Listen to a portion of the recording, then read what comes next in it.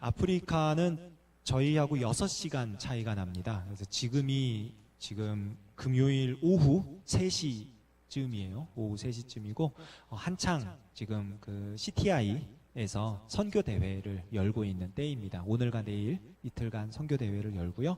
모레는 이제 나이로비 한인교회에서 이렇게 또 설교도 하시고 이렇게 같이 예배드리고 회의도 하고 하는 그런 일정을 아마 목사님께서 가지실 겁니다. 뭐 처음에는 아프리카 도착을 했는데 짐이 홍콩에 묶여가지고 안 오고 있어가지고 좀 몇 시간을 기다리셨는데 다행히 지금은 다 해결이 됐고요. 지금 아프리카에서 잘 사역을 하고 계십니다. 자, 오늘 우리가 읽었던 창세기 29장, 참 희한한 집안의 얘기가 소개되는 장입니다. 야곱이 이제 집을 떠나서 그 라반의 집으로 가지요. 이 여정을 보면은 마치 그때와 같아요. 그 아브라함이 자기의 종에게 자기 아들 이삭의 아내를 구하기 위하여 가서 아내를 구해오라 했을 때 그때의 여정과 아마 거의 같을 겁니다. 그 종이 갔던 길과 야곱이 갔던 길이 거의 같을 거예요. 그리고 도착을 해서 그 하란 지방 도착해가지고 사람들을 만나고 이루어지는 일들 역시 비슷합니다. 이 아브라함의 종은 가가지고 이렇게 자기에게 물을 주고 나귀에게도 물을 주는 여인을 만나면 내가 그 사람을 우리 주인의 아들의 아내로 삼겠습니다. 그러고 기도하고 딱 그렇게 만났죠. 그 이제 양을 치는 그 리브가를 만나서 그렇게 일이 진행됐는데 야곱 역시 가서 이렇게 가만히 있다 보니까 양을 치는 한 여인을 만나게 되고 그렇게 해서 이제 야곱도 가정을 꾸리게 되는 이야기입니다. 그러니까 겉모양을 보면 똑같아요. 겉모양을 보면 가정을 이루기 위하여 갔고 명분이 그렇잖아요.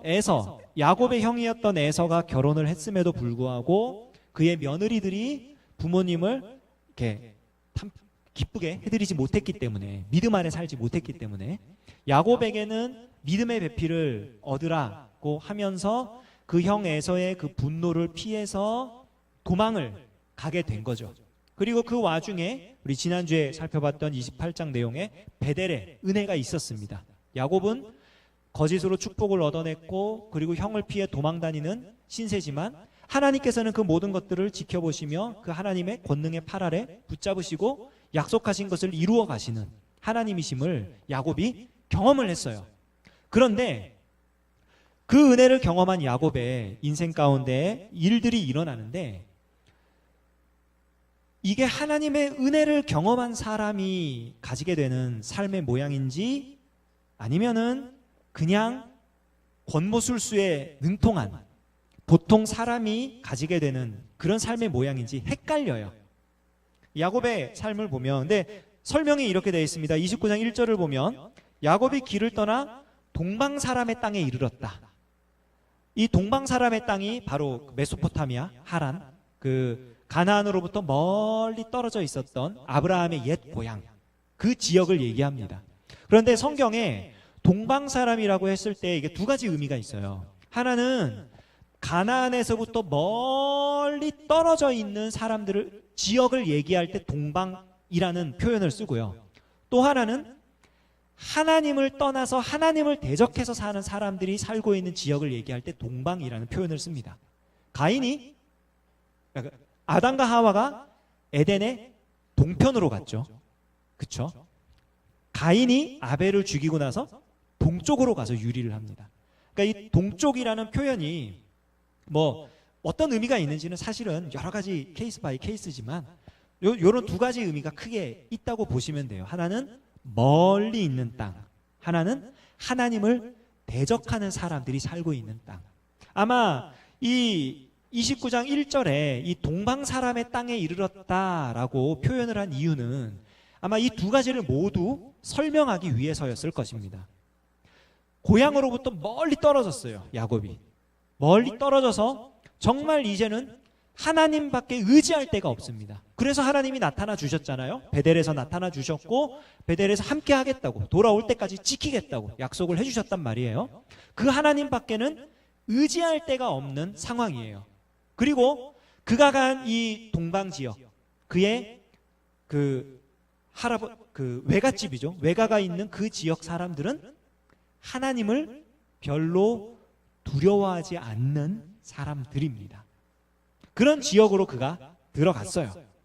들어갔는데 딱 갔더니 상세하게 이제 상황을 설명합니다. 들에 우물이 있고 그 우물에 이제 목자들이 와가지고 양떼를 탁 모으는데 양떼가 다 모이면은 목자들이 돌을 옮겨가지고 우물에서 물을 떠서 먹게 한 다음에 다시 덮어가지고 양들이 흩어지도록 하는 그 모습을 야곱이 지켜봤어요.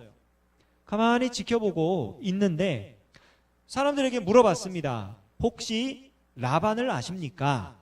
그랬더니 사람들이 안 돼요. 아이쿠야, 이거 정말 잘 됐다. 이거 정말 하나님의 인도하심이죠. 뭐 물어봤는데 모른다 그러면 어떡해요?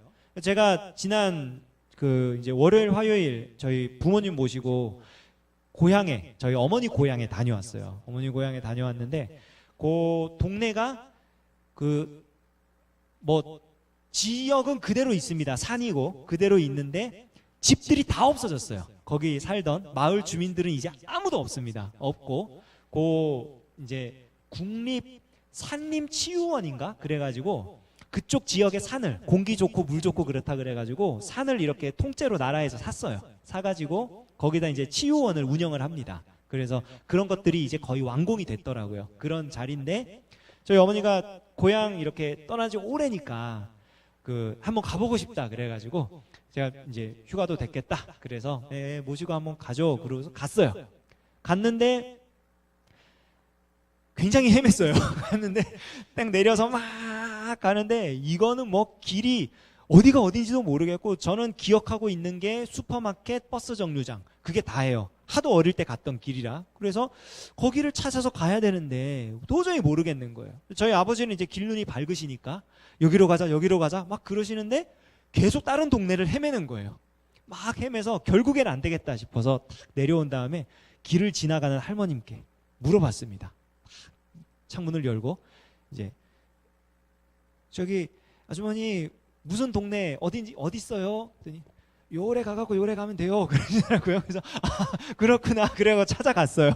무사히 딱 찾아갔는데 얼마나 다행이었는지. 만약에 그 할머니들을 못 만났다면은 아유 이건 뭐 한참 헤맸을 것 같아요. 이 동네 저 동네 들어가도 이 동네가 이 동네인 것 같고 저 동네가 저 동네인 것 같고 또 그 동네는 전부 다 사과를 얼마나 많이 하는지 다 사과밭이에요. 여기 가도 사과밭 저기 봐도 사과밭 다 사과나무예요. 어디가 어딘지 모르겠는 거예요. 도저히. 근데 때마침 길을 잘 아는 할머니들을 만나서 무사히 찾아갔어요. 지금 야곱이 갔어요. 사람들을 만났어요. 이 사람들이 라반의 집을 알 확률은 그리 높지 않습니다. 그런데 만난 거예요. 하나님이 만나게 해주신 거죠. 하나님이 선하게 인도하셨어요.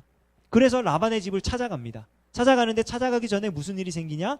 라반의 집 당연히 알죠. 그러더니 저기 마침 거기 딸이 오네.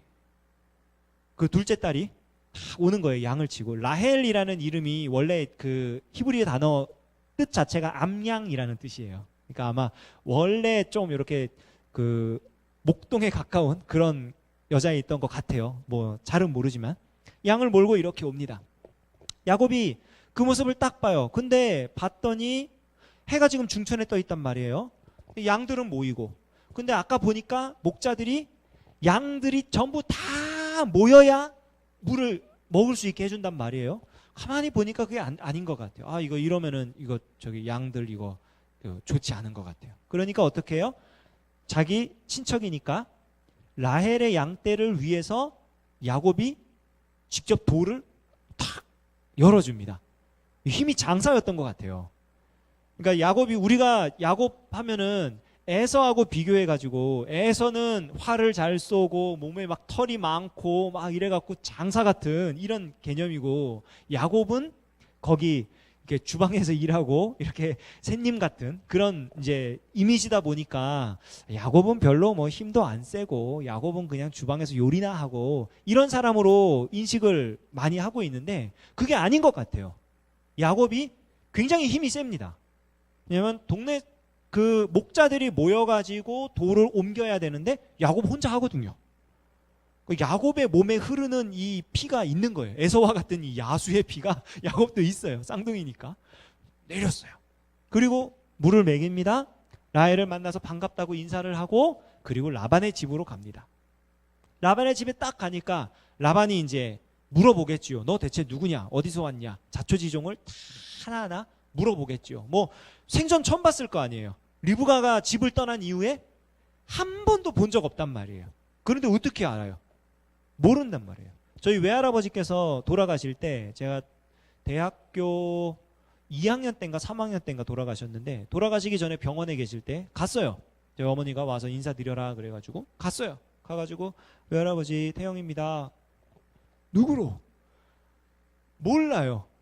왜냐면은 하도 제가 6살 때인가 7살 때 외갓집 가고 그 후로 한 번도 안 갔거든요. 그리고 20년 가까이 지나가지고는 병상에 누워서 막 이렇게 오락가락 하시는데 손자 왔어요. 외손자 왔습니다. 인사를 하니까 못 알아보는 거예요. 대체 누군지. 그러더니 미안하셨나 봐요. 외손주라 그런다고 미안하다고 이러면서 그러셨어요. 못 알아봐요.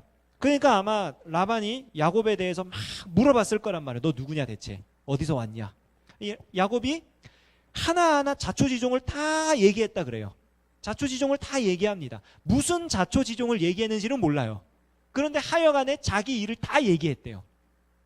뭐 형과의 관계를 얘기했을 수도 있고요. 아버지를 속여서 축복을 받은 거를 얘기했을 수도 있겠죠. 또 뭐 그런 거 싹 빼고 자기한테 유리한 정보만 얘기했을 수도 있어요. 형이 결혼했는데 결혼하고 났더니 형수님들이 영 아니었다고. 그래서 난 좋은 아내를 구하기 위해 왔다고 막 이러면서 또 자기한테 유리한 얘기만 했을 수도 있어요. 하여간에 얘기를 다 듣고 나더니 라반이 뭐라 그러느냐. 라반이 그 얘기를 딱 듣더니 우와 너는 정말 내 고륙, 내 혈육이다. 내 친척이다. 너는 진짜 내 가족이다. 무슨 얘기를 듣고 그랬는지는 몰라요. 그런데 야곱의 이야기를 듣더니 진짜 내 형제가 맞구나. 내 가족이 맞구나. 그러면서 기꺼이 안아줍니다. 반겨주고 그리고 그때부터 라반의 집에 식객 생활을 시작하는 거예요. 한 달 정도가 지났습니다. 뭐 한 달 정도가 지났으니까 이제 그 집의 모든 상황도 적응했겠고 이제 어떻게 살면 되겠다라는 것도 나왔겠고 그 상황에 라반이 딜을 하죠. 거래를 합니다. 어떻게 네가 공으로 우리 집에서 일하면서 먹고 자고 하겠냐. 품삯을 정해라. 네가 일한 만큼 내가 쳐주마. 야곱이 이제 탁 처음 해봤던 아마 첫눈에 반했던 것 같아요. 그러니까 어쩌면 그래서 알 수 없는 괴력이 나온 걸 수도 있고요. 막 이거 옮겨주고 막 했던 반했던 그 여인의 이름을 딱 얘기를 하죠. 라헬을 주십시오. 결혼하겠습니다. 라반이 좋다고. 딴 사람한테 주느니 너한테 주는 게 훨씬 좋다고. 그러면서 7년 봉사를 얘기를 합니다. 대단하죠. 옛날에는 결혼을 할 때 그 신부의 아버지에게 반드시 이렇게 혼례품을 줘야만 결혼을 할 수 있었어요. 지금도 중동 지역은 이 관습이 그대로 있습니다. 그래서 결혼을 하려면 보통 가축 몇 마리 정도는 줄 수 있어야 돼요. 뭐 돈으로 계산해서 주든 정말로 동물을 잡아다가 주든 뭐 생동물을 그냥 살아있는 것들을 주든 어쨌든 간에 그런 걸 해야만 결혼을 할 수 있어요. 야곱에게 7년 동안 일할 것을 얘기를 하고 그 7년 동안 일한 값으로 신부감을 주겠다. 뭐 괜찮습니다. 사랑에 빠진 남자로서 7년 뭐 그까이 거 하면 됩니다. 뭐 여기 계신 분들은 사실 그 정도는 다 하시잖아요. 아닌가요? 예, 그 정도는 하시잖아요 하니까 우리 여성 성도님들께서는 씩 미소를 지으시고 남성 성도님들은 얼굴이 어두워지셨어요 순간. 예, 그 정도는 하실 수 있을 거예요. 뭐 지금 아내를 위해서 7년 일해라. 뭐 까짓 거 하죠. 뭐 더 좋은 아내 구할 수도 없는데. 자, 하면 됩니다. 자, 그래서 열심히 이제 일을 하는 거예요. 막 해요. 열심히 일했습니다. 이때부터 본격적으로 이 집안에 특색이 나와요. 7년을 열심히 일을 하고서 정말 눈코 뜰 새 없이 막 일을 하고 양을 돌보고 막 했어요. 7년이 지나고 외삼촌 이제 라헬을 주십시오. 제가 준비가 다 됐습니다. 다 결혼식을 합니다. 이 당시엔 또 결혼식 하면 한 번 결혼하면 일주일 동안 잔치를 했어요. 그래서 일주일 잔치를 하면서 그 이제 마지막 날까지 이 잔치가 유지가 되어야 결혼식이 끝나는 거예요. 왜 우리 요한복음을 보면 가나의 혼인잔치 있잖아요. 가나의 혼인잔치에서 중간에 포도주가 떨어졌을 때 그 집주인이 굉장히 난처해 합니다. 왜 난처해 하냐면 잔치가 끝날 때까지 포도주가 떨어지면 안 돼요. 일주일 동안 잔치를 하는데 잔치 마지막 날 뭐가 있냐면 그 신랑이 신부에게 포도주 한 잔을 주는 관습이 있어요. 그래서 어떻게 하는 거냐면 이 잔을 주면서 내가 가서 우리가 살 집을 마련하고 올 때까지 나를 좀 기다려 주세요. 보통 그렇게 합니다. 그래서 결혼식을 하고 포도주 잔을 주면 그게 언약의 잔이라 그러거든요. 여인이 이제 아내가 될 사람이 받아서 딱 먹으면 결혼식이 완전히 끝나고 그러면 이제 남편은 뭐 하느냐? 가가지고 한 1년 정도 보통 자기 살 집을 마련한 다음에 와서 데리고 가는 거예요. 그게 결혼식이에요. 이 당시도 일주일 동안 잔치를 합니다. 잔치를 하고 뭐 잔치 자리니까 뭐 마음껏 즐겼겠죠. 그리고 이 당시에 뭐 등이나 이런 게 많이 있지 않았을 테니까 전기 이런 건 없었을 때니까요. 저녁이 되고 밤이 되고 하면은 캄캄했을 겁니다. 어두워졌어요. 그리고 야곱은 방에서 기다립니다. 이제 라헬이 온다, 라헬이 온다. 너무 좋아요. 딱 이제 아내가 딱 들어옵니다. 이제 면사포 싹 썼겠죠. 얼굴을 가리고 딱 들어왔어요. 아이고 좋아라. 그러고 그냥 하루가 지났어요. 다음날 아침 눈을 딱 떴는데 이거 어디서 많이 보긴 했는데 라헬은 아니야. 어디서 봤는데 라헬은 아니에요. 자기는 분명히 이 사람한테 반한 적이 없어요. 이 사람 사랑하지 않았어요. 근데 언니가 떡하니 옆에 누워있네. 왜 삼촌! 이게 대체 어찌된 일이냐고. 이거 대체 무슨 일이냐고. 나 분명히 나 라헬하고 결혼하려고 이랬는데 무슨 일이냐고. 이게 대체 왜 레아가 여기 들어와 있냐고. 난리가 난 거죠. 라반이 천연덕스럽게 대꾸를 합니다. 우리 지방에서는 언니보다 동생을 먼저 시집 보내는 일이 없다고. 충격이죠. 그러면 어떡하라고요? 네가 결혼식 끝까지 잘만 하면 라헬도 아내로 줄게. 아내로 준다고 그랬잖아. 결혼식을 연거푸 2번 하는 거예요. 결혼식만 2번 하는 거예요. 야곱이 알았다고. 알겠다고. 그리고 7년 플러스 1 플러스 1처럼 7년 더하기 7년 해가지고 또 무보수로 또 일을 하게 돼요. 대단하죠. 아마 야곱의 머릿속에 엄청나게 많은 것들이 지나갔을 거예요. 언니보다 어떻게 동생을 먼저 시집 보내냐고. 뜨끔했겠죠. 내가 형을 제치고 축복받아갖고 도망쳤는데. 자고 일어났더니 라헬인 줄 알았더니 레아야. 황당했겠죠. 자기도 아버지 눈이 어두운 거를 이용해가지고 속여갖고 축복받아갖고 왔는데 그대로 뒤통수를 맞은 거예요. 그대로. 근데 이게 그 집안에 흐르는 내력이에요. 그 집안에 흐르는 내력이에요. 야곱의 집안이 그래요. 아마 어머니의 피인 것 같아요. 리브가가 계략을 썼잖아요. 그 오라버니 라반도 똑같이 계략을 쓰는 거예요. 이 가문을 보면 진짜 이런 집이 있나 싶어요. 조카도 삼촌도 그리고 레아하고 라헬도 보세요. 아니 보통 그 사람의 이런 마음에 레아는 인기가 되게 없었던 것 같아요. 여기 보면은 시력이 약하다라고 표현이 되어 있는데 이 시력이 약하다라는 표현이 정확하게 어떤 표현인지를 몰라요.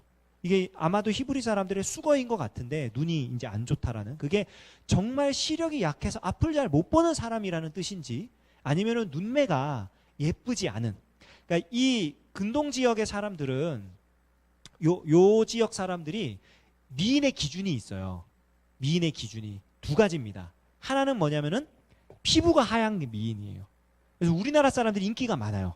이런 지역에 가면. 왜냐하면 그 나라 사람들보다 피부가 하얗거든요. 우리 비전 트립 다녀온 우리 친구들은 아마 알겠지만 청년들은 거기 친구들하고 같이 사진을 찍으면 우리 한국 사람들은 다 백인처럼 나와요. 분명히 한국에서는 까맸는데, 예외도 있어요. 물론 누구라고 말은 못하지만 예외도 있긴 있어요.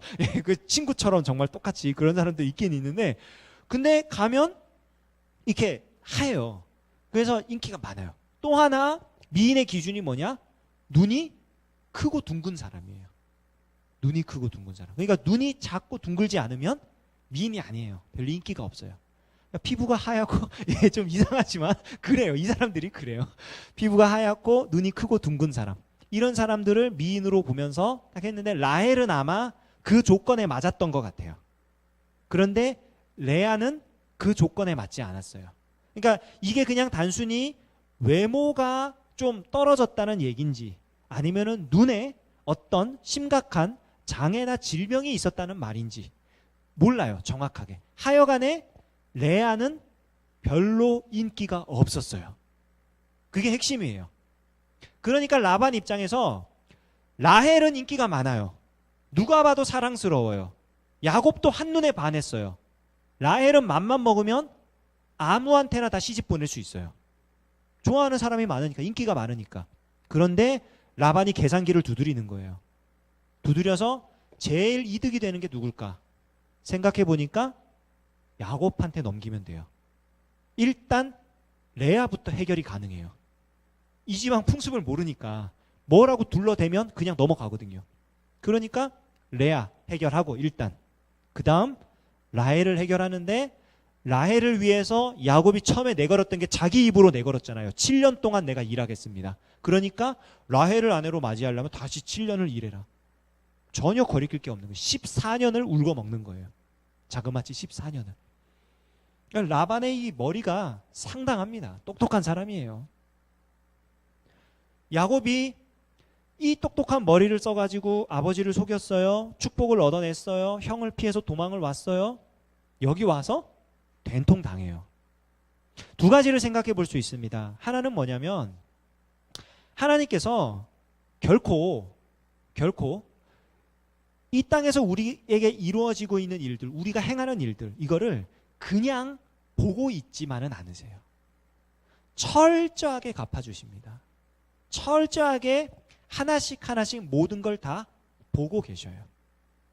그런데 그렇게 보고 계시는 하나님께서 이 땅에서 우리가 행한 대로 갚음을 받을 때, 그게 바로 은혜예요. 왜냐면은 생각을 해보세요. 우리가 이 땅에 사는데 만약에 내가 좀 이제 뭐 거짓말을 했다거나 뭐 좀 나쁜 짓을 했다거나 뭘 했어요. 그런데 하나도 그거에 대해서 값을 치르지 않았어요. 거짓말한 것도 한 번도 안 걸렸어요. 나쁜 짓 한 것도 한 번도 안 걸렸어요. 그러면 그거 언제 그 일에 대해서 심판을 받겠어요?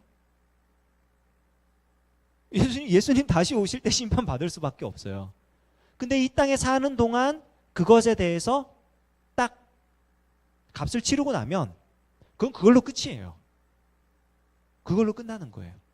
그러니까 하나님이 우리를 보고 우리가 행한 어떤 일에 대해서 우리가 뭔가 잘못한 게 있고, 우리가 뭔가 실수한 게 있고, 우리가 뭐 어떻게 뭐 나쁜 게 있는데, 그거에 대해서 하나님이 이 땅에서 갚으셨다. 그거는 내가 정말 지지리도 재수도 없고 운도 없고 하나님도 나를 싫어하셔가지고 나를 미워하는 게 아니라 정반대예요. 하나님이 나를 진짜 사랑하시기 때문에 이 땅에서 해결할 거 다 해결하라고 하시는 거예요. 갚을 거 다 갚으라고 하시는 거예요. 예수님 잘 믿는 대학생들은요, 대리 출석 100% 걸립니다. 예, 뭐, 아유, 뜨끔 난 안 걸렸는데 이런 있는데, 예, 아니 괜찮아요. 걸릴 거예요. 자, 예, 이 땅에서 갚아 주신다니까요. 그러면 그대로 정말 끝나는 거예요. 그걸로 값을 치르는 거예요. 야곱이 라반에게 제대로 뒤통수를 맞으니까 그가 행한 일에 대해서 하나님이 갚아주신과 동시에 또 하나 아주 중요한 일이 있는데, 그게 뭐냐면은 야곱 스스로 하나님 앞에서 자기 모습을 돌아보게 돼요.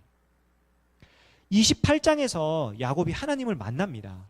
물론 꿈에서지만 하나님을 만나는데, 그가 29장 지나고요, 30장 지나고요, 31장이 되어서야 비로소 하나님께 기도하는 장면이 나와요.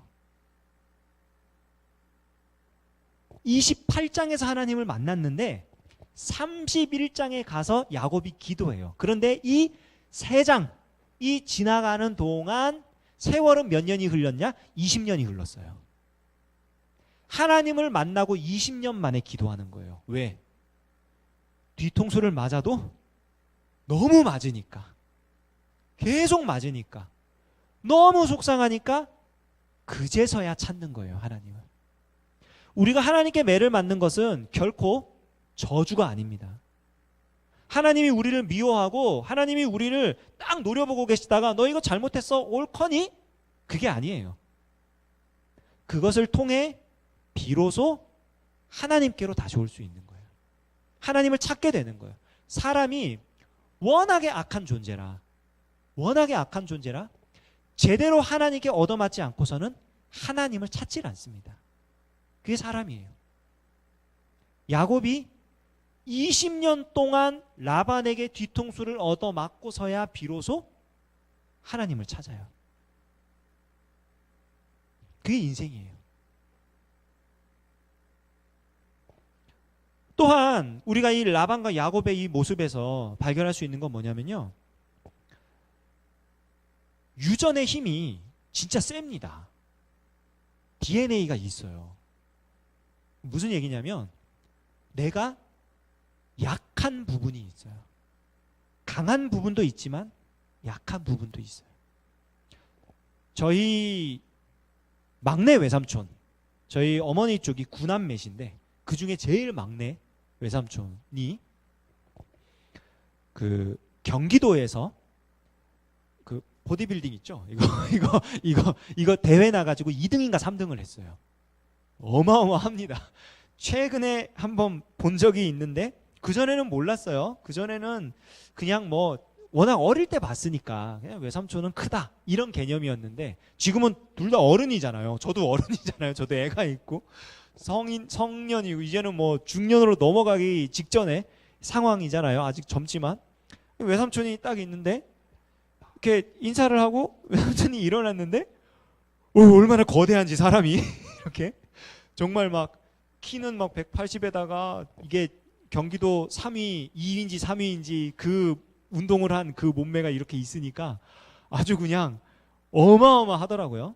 근데 그 보디빌딩을 하는데 그게 있다 그래요. 보디빌딩 하는데 뭐 영양제 같은 것도 먹고 그다음에 막 그런 비타민 같은 것도 먹고 뭐 단백질제 뭐 저기 뭐 이런 거 막 먹으면서 막 운동하고 막 하잖아요. 그런데 튀어나오는 근육이 있고 튀어나오지 않는 근육이 있대요. 뭘 해도 안 나오는 근육이 있대요. 왜 그러냐? 그랬더니 그거는 유전이래요. 원래 몸에서 발달되지 않는 근육은 발달이 안 된대요. 아무리 키워도 그게 안 된대요. 근데 원래 발달되어 있고 그런 쪽은 열심히 운동을 하면 더 발달이 쉽대요. 사람이 그래요. 무슨 말이냐면 우리가 하나님을 향해 나아갈 때 하나님께 더 가까이 갈 수 있는, 더 친밀하게 하나님을 향해 갈 수 있는 그런 모양, 그런 성향, 그런 성품이 우리에게 있지만 동시에 하나님으로부터 멀어지는, 급격하게 빨리 멀어질 수 있는 죄의 본성들도 우리 안에 함께 있다는 거예요. 야곱이 가지고 있었던 죄의 습성이 라반이 가지고 있었던 습성과 똑같습니다. 거짓말하는 것, 남 뒤통수 치는 것.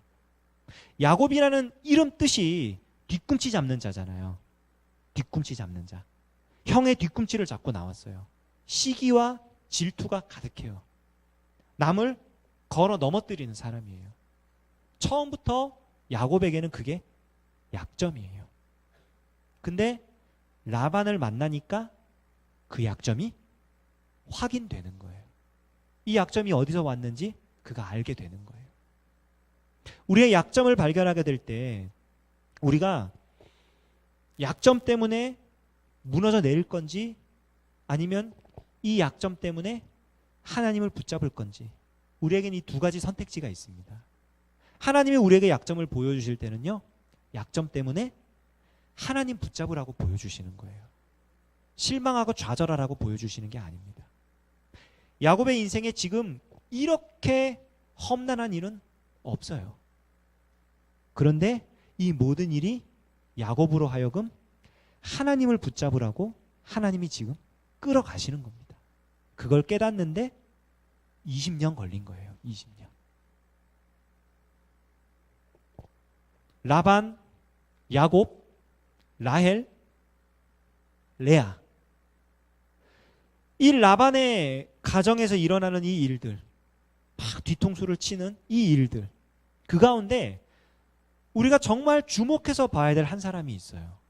제가 오늘 주보에 오늘 말씀 제목을 피는 물보다 진하고라고 써놨는데 사실은 뒤에 한 문장이 더 있는데 칸이 좁아가지고 못 썼어요.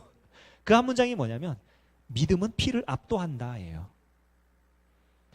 레아를 보면요, 레아만큼 불쌍한 여인이 없습니다. 아까 말씀드렸듯이 레아는 별로 인기가 없어요. 다른 누구에게 시집 보내도 야곱에게 보내는 것만큼 이득을 얻지 못하기 때문에 그의 아버지가 야곱에게로 보낸 사람이에요. 결혼을 했는데 첫날 밤을 치른 다음 날 그의 남편이 뭐라 그러느냐? 왜 이 여자가 내 방에 들어왔냐고 소리를 쳐요. 남편의 사랑을 못 받아요. 더군다나 남편이 사랑하는 사람은 여동생이에요. 친동생이에요. 라헬 역시 야곱을 사랑했던 것 같아요. 뭐 둘이 눈이 맞은 거겠죠. 그러니 야곱과 라헬 이 두 사람 사이의 관계에서 레아는 걸림돌이에요. 장애물이에요. 왜 저런 게 이 사이에 끼어서? 그의 아버지에게 있어서 레아는 7년 동안 공짜로 일해준 일꾼을 확보해준 수단일 뿐이지 그 이상도 그 이하도 아니에요. 세상에서 가장 비참한 여인이라 해도 과언이 아닌 사람이 레아입니다. 그런데 거짓과 속임수로 가득한 라반의 집에서 유일하게 단 한 번도 믿음을 잃어버리지 않은 여인이 레아입니다. 레아가 억지로 결혼을 했죠. 시집을 갔죠. 그런데 어떻게 되느냐? 레아가 사랑받지 못함을 보시고 하나님께서 태를 열어주셔요. 이거는 단순히 레아를 임신하게 해주셨다 이 말이 아니라 하나님의 눈이 레아에게 집중되어 있다는 뜻입니다. 레아는 누구로부터도 사랑받지 못하는 사람이에요. 완전 찬밥 신세예요. 더군다나 그 이유가 그 집에서 유일하게 믿음으로 사는 사람이기 때문이에요. 거짓과 속임수를 레아는 쓴 적이 없습니다. 그러니 더 미움받죠. 그 레아를 하나님이 보시고 레아의 태를 여시는데 레아가 임신해서 출산을 할 때마다 그의 입술에서 놀라운 고백들이 나와요. 루벤, 보라, 아들이다. 이게 뭐냐면 하나님이 내 고통을 보셨다라는 거예요. 하나님이 보시고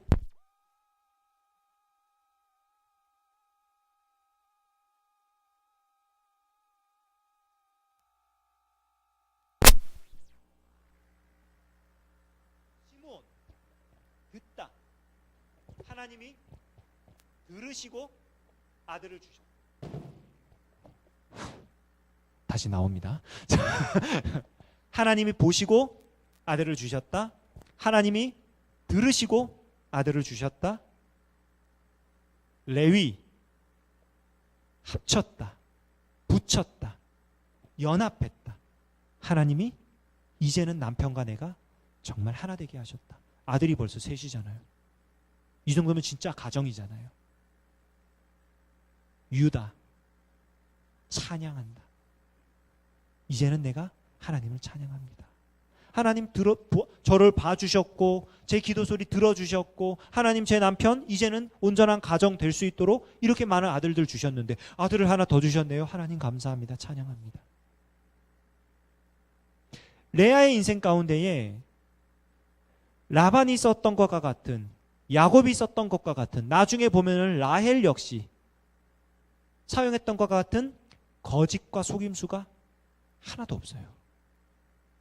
그리고 레아의 입술에서 믿음의 고백이 나와요. 이 가정에서 나올 수 없는 고백이에요. 죄의 유전, 약한 모습, 나는 이 부분이 정말 안 되는 것 같아. 믿음이 이깁니다. 레아라고 왜 거짓말을 못하겠으며 레아라고 왜 남의 뒤통수를 못 치겠어요? 안 해요. 왜? 하나님이 보고 계시니까. 하나님이 듣고 계시니까. 하나님이 되게 하시니까. 그의 인생을 통해서 레아가 온 몸으로 하나님을 찬양하는 겁니다. 그러니 하나님이 그의 삶을 통해 자녀들이 태어나게 하시는 거예요. 예수님은 유다의 가문에서 태어나시죠. 나중에 보면요, 야곱이 레아를 단 한 번도 사랑하지 않은 것 같아요. 실제로 보면은 그 아들들도 보면은 위에 10명은 다 그냥 그거고요. 요셉과 베냐민만 얼마나 편애를 하는지 몰라요. 그런데 레아는 아브라함이 사놓았던 막벨라 굴에 장사 지냅니다. 자기도 거기에 장사 지내요. 아브라함이 믿음으로 구매했던, 믿음으로 확보해 놓았던 그 기업, 거기에 들어갈 자는 레아였던 거예요. 마지막에 가서야 비로소 진짜 믿음의 사람이 누구였는지 드러나게 되어 있어요.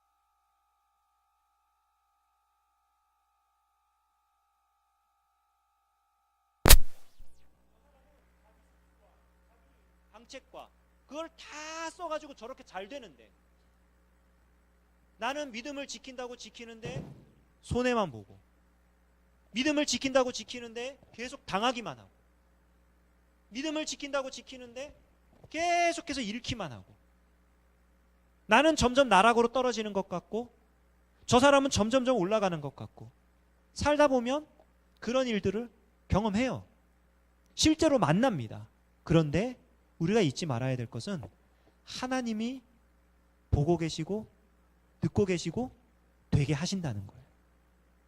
레아의 삶이 그러합니다. 야곱의 인생 가운데에 가장 큰 복은 레아를 만난 거예요. 다른 거 아닙니다. 야곱이 믿음의 사람으로 변화될 수 있었던 원인 중 하나는 레아가 있었기 때문이에요. 무시 못합니다. 온 가족이 다 속임수와 거짓으로 가득한 삶을 사는데 유일하게 믿음으로 살아가는 한 여인. 분명히 겉으로 봤을 때 세상에서 이보다 더 비참하고 이보다 더 불쌍한 사람은 없어요. 아마 성경에 나오는 여인들 중에 제일 불쌍한 사람일 거예요. 알면 알수록 더 그래요. 야곱의 인생살이 전체에서 레아는 항상 찬밥이에요. 레아의 아들들도 찬밥이에요. 어떻게 그런 대우를 받으며 살아요? 그런데 하나님을 놓질 않아요. 하나님 붙잡는 거예요. 오직 하나님만 붙잡으니까 하나님이 보시고 들으시고 되게 하시는 거예요. 오늘 이 자리에 나온 우리 성도님들, 우리가 역시 동일한 믿음으로 이 자리에 나온 줄 믿습니다. 하나님 붙잡을 게 아니면 이 시간에 왜 여기에 있습니까, 우리가? 남들은 이 시간에 즐거운 시간 보내고 있잖아요. 좋은 시간 보내고 있잖아요. 행복한 시간 보내고 있잖아요. 우리는 왜 여기 있습니까? 하나님을 붙잡지 않으면 안 되니까. 어쩌면 우리는 모두 레아 같은 사람일 수 있어요. 그렇게 뛰어난 거 없고, 남들 다 하는 술수와 이런 것들 쓸 수 없고, 그런데 그게 복입니다. 하나님 붙잡을 수 있으니까. 하나님이 우리를 보시고 우리를 들어주시고 우리로 하여금 되게 하시는 그 은혜를 우리가 오늘 이 시간에 받아 누리며 우리 하나님과 함께하는 귀한 우리 성도님들 모두 될 수 있기를 주님의 이름으로 축원합니다.